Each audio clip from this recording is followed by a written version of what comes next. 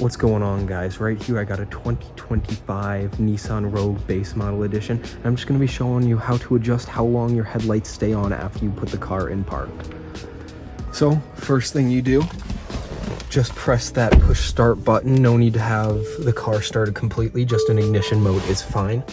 From here you'll look on your steering wheel right in the left side and you'll see your two arrows left and right and your OK button, which is this little roller in the middle.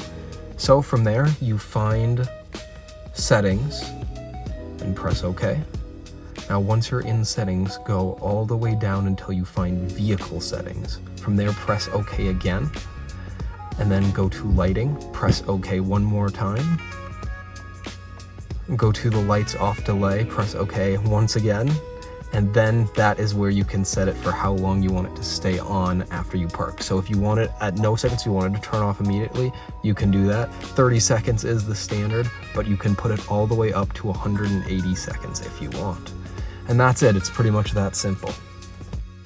And that's it, guys, that's really all it takes, not too hard of a process.